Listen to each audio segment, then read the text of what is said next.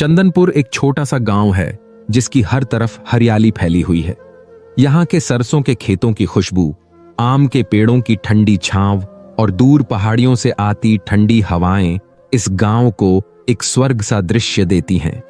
इस गांव के लोग सरल हृदय, मेहनती और अपनी परंपराओं से जुड़े हुए हैं। गांव की गलियां हालांकि कच्ची हैं, लेकिन उनमें जीवन की खुशबू बसी हुई है। शाम के समय बच्चे खेलते हुए धूल उड़ाते हैं और बुजुर्ग बरगद के पेड़ों के नीचे बैठकर किस्से कहानियां सुनाते हैं। अधिकांश लोग हिंदू धर्म से जुड़े हुए हैं और हर गली में एक छोटा सा मंदिर होता है जहां घंटियां बजती रहती हैं। लेकिन गांव के एक कोने में हरे भरे पेड़ों के बीच एक सादी सी मस्जिद खड़ी है जिसका नाम मस्जिद अल फलाह है। यह मस्जिद न बहुत बड़ी है और न ही शानदार, लेकिन इसकी चुप दीवारों में कई दशकों की इबादतों की खुशबू बसी हुई है। बुजुर्गों के अनुसार इस मस्जिद को एक अल्लाह वाले संत ने बनवाया था जो यहां आकर बस गए थे, और उनकी दुआओं और जिक्र की बदौलत यह स्थान एक रोशन स्थल बन गया। मुसलमानों की संख्या यहां कम थी, लेकिन मस्जिद अल फलाह हमेशा आबाद रहती। मौलाना महफूजुद्दीन की अजान की आवाज गांव की हवा में श्रद्धा की रंगत फैलाती थी। गांव के हिंदू निवासी मस्जिद अल फलाह को एक अजीब नजर से देखते थे। कुछ लोग इसे बुरा शगुन मानते थे और कुछ इसकी उपस्थिति को रहस्यमय मानते थे।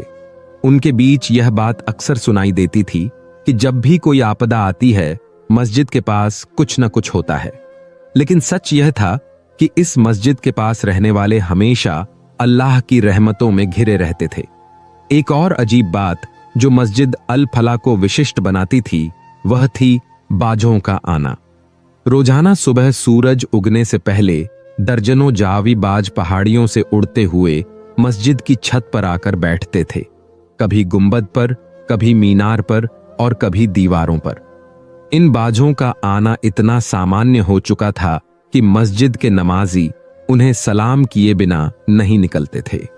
गांव के बुजुर्ग लोग कहते थे कि ये बाज अल्लाह के संदेशवाहक हैं और इनकी आहट अल्लाह की रक्षा का संकेत है। जब तक ये बाज मस्जिद पर बैठते रहेंगे, गांव सुरक्षित रहेगा, मौलाना महफूज अक्सर कहा करते थे। लेकिन गांव के कुछ हिंदू निवासी इन बाजों को भी शक की नजर से देखते थे और उनसे जुड़ी कुछ बातों को रहस्यमय समझते थे। क्या यह कोई जादू है और ये केवल मस्जिद पर ही क्यों आते हैं? ऐसी सरगोशियां गांव की हवा में कभी कभी सुनाई देती थीं, लेकिन कोई भी खुलकर कुछ नहीं कहता था। मस्जिद अल फलाह की छत पर बाजों का बैठना एक अनकही कहानी की तरह था जो समय के साथ और गहरी होती जा रही थी। मौलाना महफूज अक्सर बाजों को देखते हुए मुस्कुराते और अपने शागिर्दों से कहते, यह अल्लाह की मखलूक हैं, बस अल्लाह की निशानियां हैं, अगर आंखें देखने वाली हों और दिल समझने वाला हो। चंदनपुर बेशक शांत था, लेकिन हवा में कहीं ना कहीं एक अदृश्य बदलाव पनप रहा था। मस्जिद अल फलाह की चुप दीवारें, बाजों की खामोशी और मौलाना महफूज की गहरी नजरें सब एक आने वाले वक्त का संकेत दे रही थीं, मगर अभी तक गांव वाले अनजान थे। सुबह का वक्त था और सूरज अब भी पूरी तरह से आकाश में चमकना शुरू नहीं हुआ था। गांव की हवा में हल्की ठंडक घुली हुई थी और हर तरफ एक अजीब सी खामोशी छाई हुई थी।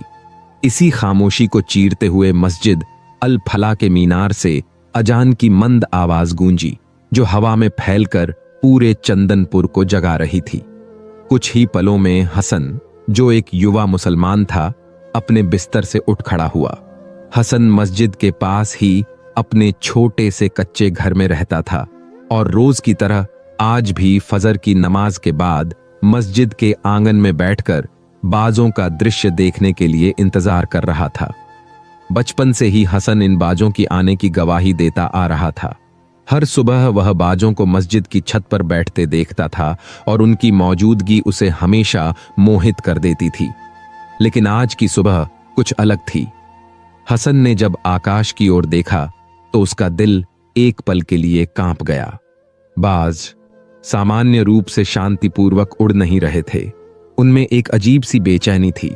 वे एक दूसरे के ऊपर चक्कर काट रहे थे, पंखों को जोर जोर से फड़फड़ा रहे थे और उनकी आवाजों में वह घबराहट थी जो पहले कभी नहीं सुनी थी। कुछ ही समय में गांव के दूसरे लोग भी मस्जिद के पास जमा होने लगे। महिलाएं, बच्चे और बुजुर्ग सभी मस्जिद के आंगन या उसके आसपास खड़े होकर बाजों की असामान्य गतिविधि को हैरान होकर देखने लगे। एक बुजुर्ग महिला ने सरगोशी की, कभी ऐसा नहीं हुआ। दूसरी ने डरते हुए कहा, यह अच्छा शगुन नहीं है। मौलाना महफूज भी मस्जिद के दरवाजे पर खड़े हो गए और उनकी निगाहें आकाश की ओर उठ गईं। चेहरे पर गंभीरता थी और उन्होंने शागिर्दों को बुलाया और कहा, यह अल्लाह की निशानियां हैं। जब पक्षी बेचैन हो जाएं तो समझ लो कि जमीन पर भी कुछ बदलने वाला है। वह समय काफी बीत चुका था, लेकिन उस दिन का घटनाक्रम गांव के लिए एक नई शुरुआत बनने जा रहा था। बाजों की यह बेचैनी और मौलाना महफूज के शब्द गांव के लिए एक चेतावनी बनकर आए, जिसने चंदनपुर के इतिहास को हमेशा के लिए बदल दिया। गांव के कुछ हिंदू बुजुर्ग हंसी उड़ाते हुए बोले, ये पक्षी हैं, कोई देवता नहीं, डरो मत, सब कुछ ठीक है। लेकिन हसन का दिल मानने को तैयार नहीं था। उसने अपनी मां का हाथ पकड़ लिया, जो मस्जिद के स्तंभ के पास डरी हुई खड़ी थी। बाजों की आंखों में डर, उनके पंखों की बेचैनी और हवा में उड़ती गूंज, यह सब मानो एक अदृश्य तूफान की आहट दे रहे थे। धूप तेज हो रही थी, लेकिन मस्जिद के आंगन में एक अजीब सी ठंडक थी। बाज बार बार मस्जिद के गुंबद पर आकर उतरते और फिर उड़ते, जैसे वे आकाश और जमीन के बीच कोई छुपा संदेश एक दूसरे तक पहुंचा रहे हों। मौलाना महफूज ने नमाजियों से धीरे से कहा, सब लोग वजू करें, नमाज और दुआ में व्यस्त हो जाएं। मुसीबत हमेशा बिना सूचना के आती है। हसन ने आकाश की ओर आखिरी नजर डाली और दिल में दुआ की, या अल्लाह हमें अपनी पनाह में ले ले। फिर वह मस्जिद के अंदर चला गया, लेकिन बाहर बाज बेचैन होकर चक्कर काट रहे थे। चंदनपुर की हवा में अब शांति नहीं रही थी। बाजों की असामान्य गतिविधि ने पूरे गांव में हलचल मचा दी थी। बच्चे अपनी मां के आंचल से चिपक गए थे। बुजुर्गों की आंखों में चिंता थी, और वे हिंदू परिवार भी जो हमेशा मस्जिद से दूर रहते थे, अब मस्जिद के पास रुक गए थे। मौलाना महफूज मस्जिद के दरवाजे पर खड़े थे। उनकी नजरें आकाश पर जमी हुई थीं। बाज अब भी तेज चक्कर काटते जा रहे थे, जैसे वे किसी महत्वपूर्ण संदेश को हवा में लिखने की कोशिश कर रहे हों। मौलाना ने गहरी सांस ली और नमाजियों से अंदर जाने को कहा। वे जानते थे कि यह कोई सामान्य दिन नहीं था। मस्जिद में कालीनों पर बैठे पुरुष और महिलाएं दुआ के लिए हाथ उठा चुके थे।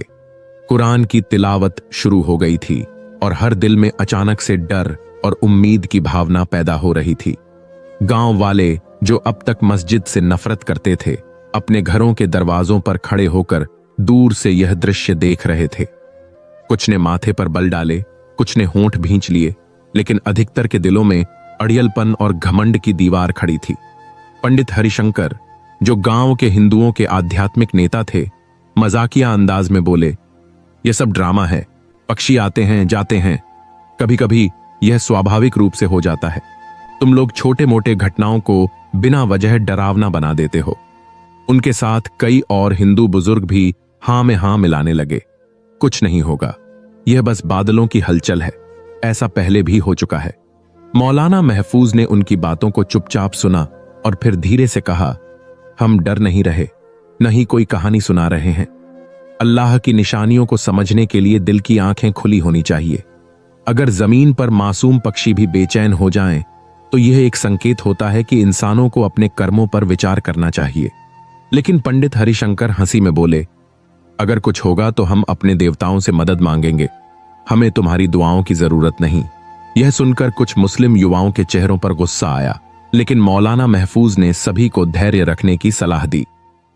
हम धैर्य रखेंगे, दुआ करेंगे, हमारा काम डर फैलाना नहीं बल्कि अल्लाह से जुड़ना है। मौलाना के शब्द सुनकर मस्जिद के नमाजियों की आंखों में आंसू आ गए। एक अजीब सी खुशुआ और खुदुआ की फिजा पैदा हो गई। कुछ औरतों ने अपने बच्चों को सीने से लगाकर जोर जोर से दुआ करना शुरू कर दिया। मर्दों ने सजदों में गड़गड़ाना शुरू कर दिया। मस्जिद के बाहर हिंदू बिरादरी अब भी अपनी जिद में जमी हुई थी। चलो अपने घरों को, यह सब ढोंग है, हमें अपने मंदिर में पूजा करनी चाहिए। इस तरह गांव दो हिस्सों में बंट चुका था। एक तरफ वो लोग थे जो अल्लाह के सामने झुककर रहम की दुआ कर रहे थे, और दूसरी तरफ वो लोग थे जो अपनी जिद और घमंड में अल्लाह की निशानियों को मजाक बना रहे थे। बात जब और भी बेचैन हो गए थे, उनकी आवाजें तेज हो गई थीं और उनके दायरे और भी तेज हो गए थे। मस्जिद अल फलाह की छत जैसे आकाश से जुड़ी हुई महसूस हो रही थी। मौलाना महफूज ने क़िबला की तरफ देखा और धीरे से कहा, ए अल्लाह, हमने अपनी अज़मी नाज़ी जाहिर कर दी, अब तू ही हमारे गांव पर अपनी रहमत का साया फरमा। मस्जिद के अंदर एक अजीब सा सुकून था, मगर मस्जिद के बाहर फिजा में सरकशी की खुशबू बिखरी हुई थी। चंदनपुर अब किसी अदृश्य तूफान की दहलीज पर खड़ा था। रात धीरे धीरे चंदनपुर पर आ रही थी। सूरज डूब चुका था और आकाश पर काले बादल गहरे होते जा रहे थे। हवाओं में अजीब सी सरसराहट थी, जैसे कोई अदृश्य ताकत फिजा में सांस ले रही हो। मस्जिद अल फलाह के चारों ओर खामोशी का आलम था। बाज अब भी मस्जिद की छत पर मौजूद थे, लेकिन उनका रवैया बदल चुका था। वे बेजान और सिर झुकाए छत पर बैठे थे, जैसे किसी बड़ी घड़ी का इंतजार कर रहे हों। मुस्लिम मर्द, औरतें और बच्चे मस्जिद के अंदर जमा थे, और कंदीलों की मंद रोशनी में हर चेहरा दुआ के लिए उठे हुए हाथों की रोशनी में दमक रहा था। मौलाना महफूज ने कुरान की तिलावत शुरू कर दी थी, और हर आयत जैसे फिजा में हिफाजत का घेरा बना रही थी। इधर गांव के बाकी लोग अपने घरों में दुबक गए थे, दरवाजे बंद कर दिए थे, और कुछ मंदिरों में हिंदू पुजारी दुआएं पढ़ने लगे थे, मगर डर की एक घनी चादर पूरे गांव पर तनी हुई थी। हर खिड़की से झांकती नजरें मस्जिद अल फलाह की दिशा में देख रही थीं, जैसे सब जानते थे कि इस रात का राजा वहीं छुपा था। हवा में सर्दी बढ़ती जा रही थी। पेड़ों की शाखें एक दूसरे से टकरा रही थीं, और कहीं कहीं बरगद के पेड़ों से सूखे पत्तों के झुरमुट जमीन पर गिर रहे थे। बच्चों की सिसकियां घरों में दब चुकी थीं। माएं कुरान की आयतें या अपने भजन की माला जहां निकप रही थीं, मगर सुकून किसी के दिल में नहीं था। मस्जिद के आंगन में हसन चुपचाप खड़ा था। उसने आकाश की ओर देखा, जहां बादल अब ऐसे गरज रहे थे जैसे पहाड़ आपस में टकरा रहे हों। हसन के दिल में डर की एक लहर दौड़ी, मगर साथ ही एक अजीब सा संतोष भी था। वह जानता था कि मस्जिद में रहकर अल्लाह की पनाह में आ चुका है। मौलाना महफूज ने नमाजियों को इकट्ठा किया और कहा, आज की रात आम नहीं है, यह अजमाइश की रात है। सजदों में गड़गड़ाओ, अल्लाह के सामने तौबा करो, अल्लाह ही हमारा मेहरबान है। मस्जिद के अंदर अजकार की आवाजें बुलंद हो गईं। सुभान अल्लाह, अल्हम्दुलिल्लाह, अल्लाहु अकबर। बच्चों ने माओं के साथ छोटे हाथ उठा लिए। बूढ़े अपने आंसू पोंछते हुए सजदे में गिर पड़े। मौलाना महफूज ने आकाश की तरफ निगाह उठाकर दुआ मांगी, ए मालिक, तू हम सब का रब है, हमारी कमजोरियों को माफ फरमा, हमें अपनी पनाह में ले ले, हमें जाहिरी और बातिनी फितनों से बचा। बाहर मस्जिद की दीवारों पर बाज अब भी जमे हुए थे। उनके स्थिर अस्तित्व ऐसे लगते थे जैसे आकाश के फरिश्ते जमीन की सुरक्षा पर मुस्तैद हो गए हों। और फिर एक अजीब लम्हा आया। फिजा में पूरी तरह सन्नाटा छा गया। न हवाओं की सरसराहट, न पक्षियों की फड़फड़ाहट, न ही पेड़ों का शोर, बस गहरी, भारी, दिल दहला देने वाली खामोशी। चंदनपुर ने सांस रोक ली थी। मस्जिद अल फलाह अपनी रोशनी में चमक रही थी, और कहीं दूर पहाड़ियों की गोद में वह तूफान छिपकर खामोशी से अपने हमले के लिए तैयार हो रहा था। रात लंबी थी, अजमाइश करीब थी, और सिर्फ वही बचने वाला था जिसका दिल अल्लाह की तरफ झुका हुआ था। फजर की अजान की पहली आवाज के साथ ही मस्जिद अल फलाह की फिजा में एक रूहानी कैफियत फैल गई। मौलाना महफूज की दर्द भरी अजान ने मस्जिद की दीवारों को झंकार दिया। मगर इस दिन हवा में कुछ और भी था, एक अदृश्य बोझ जो सांसों को भारी कर रहा था। गांव के हर कोने में डर की एक घनी चादर तनी हुई थी। दरवाजे बंद, खिड़कियां बंद और दुआएं होंठों पर थीं। बचपन अब भी मस्जिद अल फला की छत पर मौजूद थे, मगर अब वे खामोश नहीं थे। वे अपने पंखों को जोर जोर से फड़फड़ा रहे थे और आकाश की ओर तेजी से उड़कर फिर नीचे आ रहे थे। हसन, जो मस्जिद के आंगन में वजू कर रहा था, बेवजह रुक गया। उसने आकाश की ओर देखा और वह दृश्य देखकर उसका दिल दहल गया। पहाड़ों के पार, जो अब तक रात की काली अंधेरे में छिपे थे, एक लाल रोशनी उभरती हुई नजर आ रही थी। वह रोशनी धीरे धीरे फैल रही थी, जैसे कोई भड़कती हुई आग पहाड़ों को निगल रही हो। चंदनपुर के बुजुर्ग और जवान सभी बाहर निकल आए। हर आंख में डर, हर दिल में धड़कन की तेजी। औरतें अपने बच्चों को सीने से लगाए खड़ी थीं और मर्द अपनी जगह साकत हो गए थे। मौलाना महफूज ने मस्जिद के दरवाजे पर खड़े होकर ऊंची आवाज में कहा, यह वक्त डर का नहीं, अल्लाह की तरफ पलटने का है। जो चाहे मस्जिद में दाखिल हो जाए, क्योंकि अल्लाह का घर सबके लिए पनाह है। यह सुनकर कुछ हिंदू परिवार, जो पहले मस्जिद से दूरी बनाए हुए थे, झिझकते हुए आगे बढ़े। उनके दिलों में अब जिद और घमंड की जगह डर और बेबसी ने ले ली थी। इसी दौरान जमीन ने हल्का सा झटका दिया, ऐसा झटका जो पत्थरों को भी हिला दे। बाज चिल्लाने लगे और उनकी चीखों की गूंज ने फिजा को चीर दिया। मस्जिद के अंदर लोग रोते हुए सजदे में गिर पड़े। या अल्लाह रहम, या अल्लाह मदद की आवाजें चारों तरफ गूंजने लगीं। औरतें बच्चों को गोदी में लेकर अल्लाह के सामने झुक गई थीं। गांव के बाकी हिस्से में अफरा तफरी मच गई। लोग इधर उधर दौड़ने लगे, मगर कोई ठिकाना सुरक्षित नहीं था। जो कुछ समय पहले अपने घरों को मजबूत किलों जैसा समझते थे, अब उनकी दीवारें हिलने लगी थीं।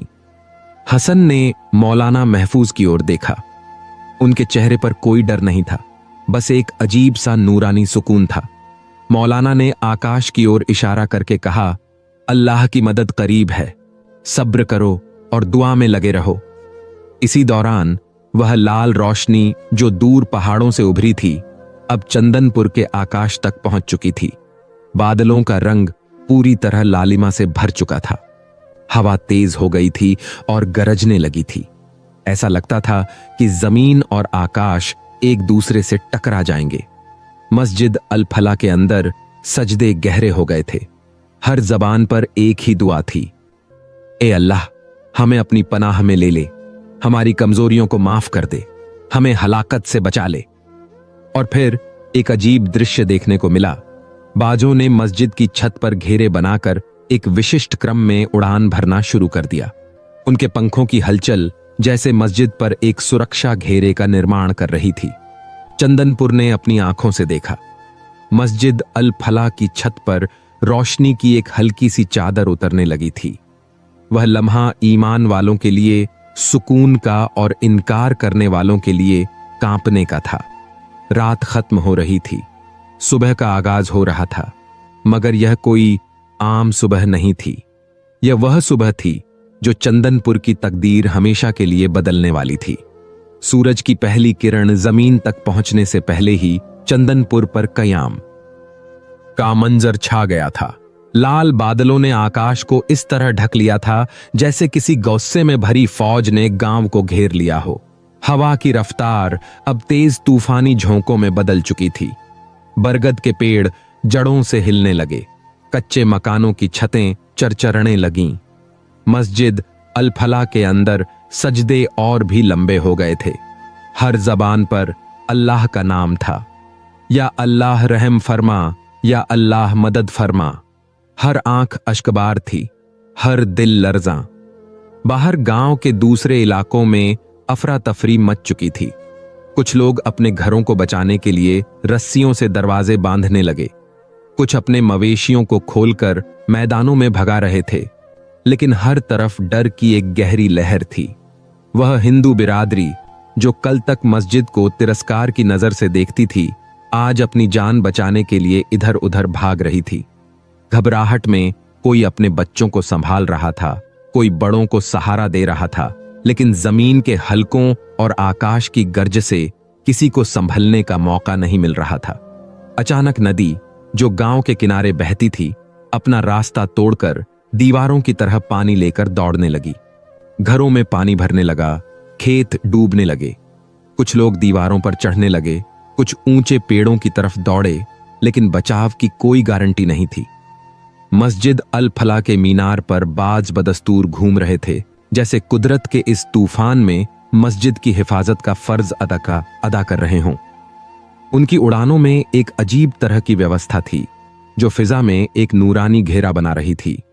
इसी भागदौड़ में एक घबराया हुआ हुजूम मस्जिद के दरवाजे की तरफ बढ़ा।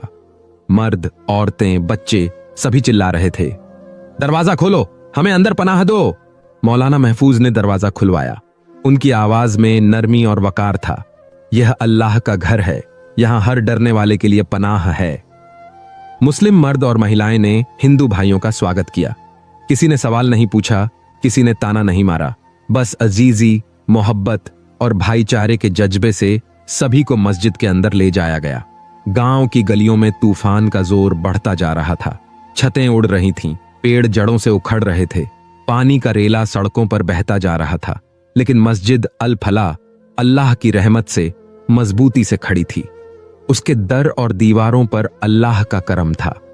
मस्जिद के अंदर एक रूहानी मंजर था। सब मिलकर हाथ उठाए दुआ मांग रहे थे। न कोई हिंदू था, न कोई मुस्लिम, बस बंदे थे और उनका रब था।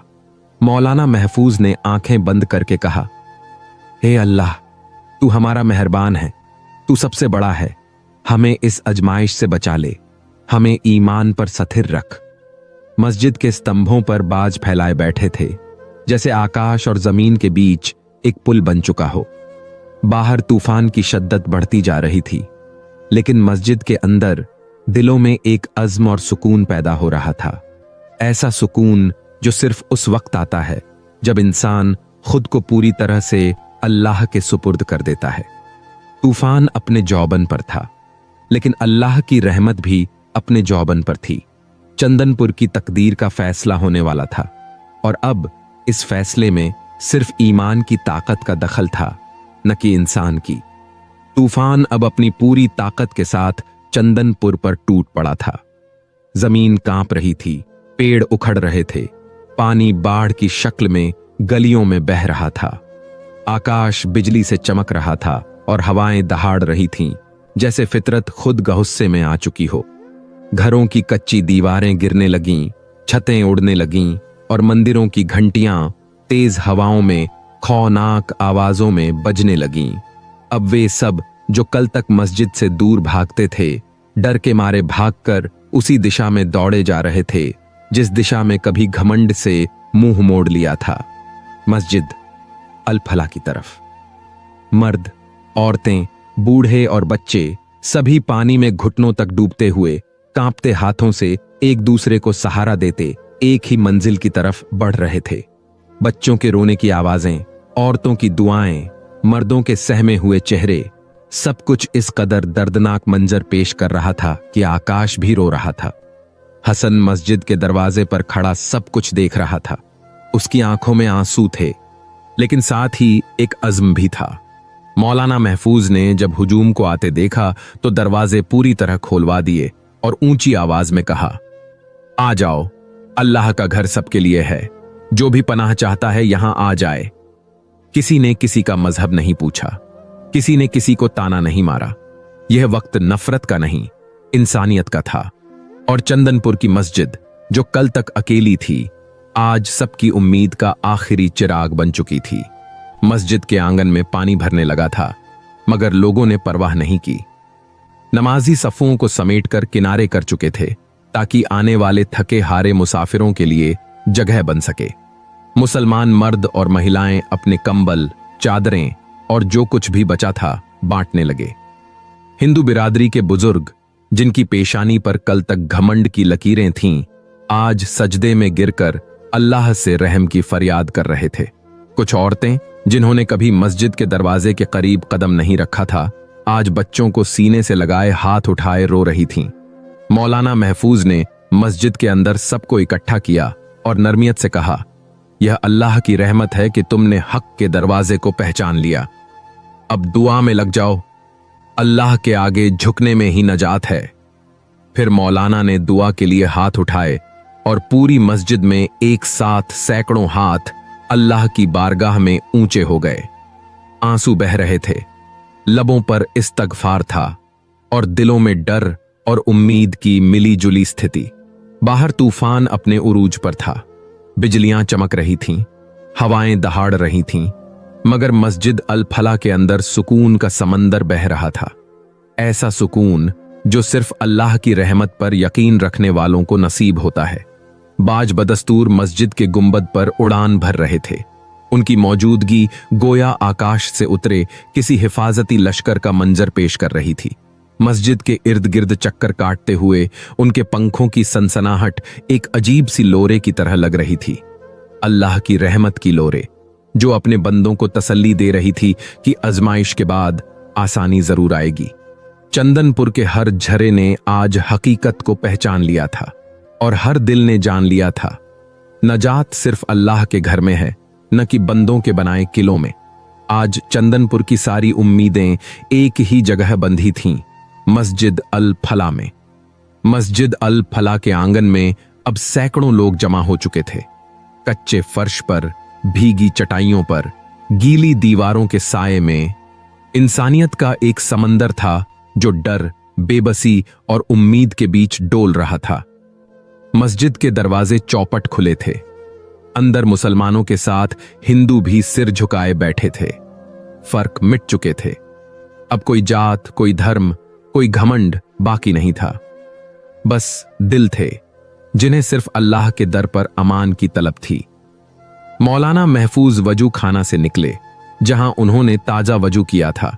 उनके चेहरे पर अजीब सुकून और नूर था। उनके हाथ में एक बसीदा कुरान मजीद था, जिसे वो सीने से लगाए मस्जिद के बीच में आकर खड़े हो गए। सबकी नजरें उन पर जम गईं। बच्चे माओं की गोदी में छिपे थे, औरतें चादरें अपने सिरों पर खींचे आंसू बहा रही थीं, मर्द हाथ बांधे इंतजार कर रहे थे। मौलाना महफूज ने गहरी सांस ली, आकाश की ओर नजर उठाई और फिर नर्म मगर गूंजदार आवाज में कहा, ए अल्लाह के बंदो, आज की रात हमें कुछ सिखाने आई है। हमने अपनी कमजोरी को जाना है, हमने अपनी अजमीना जी को पहचाना है और हमने ये जान लिया है कि इज्जत, जिल्लत, मौत और हयात सब कुछ एक रब के हाथ में है। मस्जिद के अंदर एक होका सा छा गया। हवा ने अपना शोर कम कर दिया था। बिजलियां जैसे रुक सी गई थीं और हर दिल की धड़कन मौलाना के शब्दों के साथ धड़कने लगी थी। मौलाना ने कुरान खोला। थोड़ी देर के लिए खामोशी रही। फिर उन्होंने सूरह अज-जुमर की एक आयत तिलावत की। कुल या इबादी अल्लजीना असरफू अला अनफुसिहिम ला तकनतू मिन रहमतिल्लाह इन्नल्लाह यगफिरु अजजुनूबा जमियान इन्नहु हु अलगफुरु रहीम। कह दीजिए, ऐ मेरे वो बंदो जिन्हों ने अपनी जानों पर जुल्म किया है, अल्लाह की रहमत से मायूस न हो, बेशक अल्लाह सब गुनाह माफ करता है। आयत की तिलावत सुनते ही मस्जिद में मौजूद कई लोग फूट फूट कर रोने लगे। कुछ हिंदू बुजुर्ग जो कल तक घमंड से सिर ऊंचा रखते थे, आज अपनी सफेद धोतियां आंखों से पोंछते सिसक सिसक कर अल्लाह से माफी मांग रहे थे। मौलाना महफूज ने कुरान को बंद किया, उसे अपने दिल से लगा लिया और दोनों हाथ उठा लिए। सभी जमा हुए लोगों ने उनके साथ हाथ उठा दिए। उन्होंने दुआ की शुरुआत की। ए अल्लाह, हम सब तेरे बंदे हैं, खताकार हैं, गाफिल हैं, मगर तेरे दर से भागने वाले नहीं। हम तेरी रहमत के तलबगार हैं, तेरे अफू के सवाली हैं। या अल्लाह, हमारे गुनाह माफ फरमा दे। मस्जिद अल फला में सामूहिक दुआ और कलिमा ए हक के ऐलान के बाद फिजा में एक अजीब सा सुकून उतर आया था।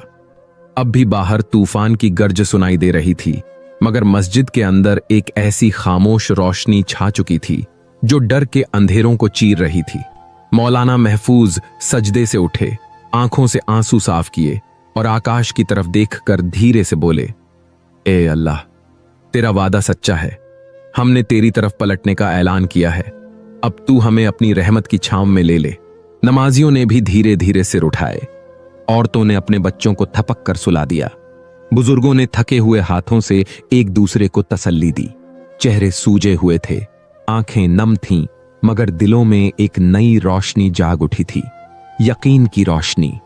अचानक जैसे कुदरत ने दुआओं को कबूल कर लिया हो, आसमां पर छाए लाल बादल हल्के होने लगे, बिजलियों की कड़क मध्यम होने लगी, हवाओं की चीखें धीरे धीरे थमने लगीं। मस्जिद अल फलाह के गुंबद पर बैठे बाज एक खास अंदाज में पंख फड़फड़ाने लगे, जैसे वो अल्लाह की रहमत के नाजुल होने पर खुशी का इजहार कर रहे हों। हसन ने दरवाजा खोला और बाहर झांका। उसकी आंखें हैरानी से फैल गईं। वही पानी जो गलियों में बाढ़ की तरह दौड़ रहा था, अब पीछे हट रहा था। नदी का पानी जो अब तक बिफरे हुए दरिंदे की तरह गांव को निगलने के लिए बढ़ रहा था, अब धीरे धीरे सिकुड़ने लगा था। चंदनपुर के लोगों ने घरों की खिड़कियों से यह मंजर देखा। उनके चेहरों पर हैरानी, खुशी और शर्मिंदगी के मिले जुले असर थे। कुछ ही पलों में बारिश थम गई। बादलों के बीच से पहली बार रोशनी की एक हल्की सी किरण जमीन पर गिरी। वह किरण जैसे मस्जिद अल फलाह के आंगन को चूमती हुई गांव भर में फैलने लगी। चंदनपुर के खेतों में जो कल तक पानी में डूब रहे थे, अब सब्जियां झूमने लगीं। नदी का पानी साफ होता जा रहा था। पेड़ों की भीगी शाखों पर पक्षी फिर से चहचहाने लगे। बच्चों ने मस्जिद के आंगन में दौड़ना शुरू कर दिया। औरतों ने सजदे में गिरकर शुक्र अदा किया। मर्दों ने हाथ उठाकर अल्लाह का नाम लेकर आंसुओं के साथ दुआ की, या अल्लाह तेरा शुक्र कि तूने हमें माफ फरमा दिया। मौलाना महफूज ने सबको इकट्ठा करके कहा, देखो अल्लाह की कुदरत का मौजा देखो। तूफान तो अपनी शिद्दत के साथ आया था, मगर ईमान ने हमें बचा लिया। अल्लाह का वादा सच्चा है, जो झुक जाता है वह बच जाता है। मस्जिद अल फलाह अब सिर्फ एक इबादत गाह नहीं रह गई थी, यह ईमान, सब्र और दुआ की कबूलियत का निशान बन चुकी थी। चंदनपुर का हर इंसान, चाहे वह कल तक किसी और मजहब का था या आज अल्लाह के दर का फकीर बन चुका था, जान चुका था कि नजात का रास्ता सिर्फ एक है, अल्लाह की तरफ रुझान। बाहर की दुनिया अब भी हैरान थी कि चंदनपुर की मस्जिद क्यों सुरक्षित रही, क्यों गांव में कोई जान माल का नुकसान नहीं हुआ, क्यों खेतों ने इतनी जल्दी जिंदगी वापस लौटाई। मगर चंदनपुर के लोग जानते थे, यह सब अल्लाह की निशानी थी, यह सब ईमान का बदला था, और यह सब उस सामूहिक सजदे की कबूलियत थी जिसमें दिलों ने अपने रब के आगे खुद को फना कर दिया था। मस्जिद अल फलाह के मीनार से अब अजान की आवाज गूंज रही थी, सुकून, मध्यम, मगर दिलों को जागाने वाली। चंदनपुर की सुबह अब एक नई सुबह थी, रहमत की सुबह, ईमान की सुबह, नजात की सुबह। तूफान थम चुका था, बादल छट चुके थे। सूरज की पहली सुनहरी किरण जब मस्जिद अल फलाह की सफेद दीवारों पर पड़ी तो ऐसा लग रहा था जैसे खुद आसमान ने चंदनपुर पर रहमत की चादर तान दी हो।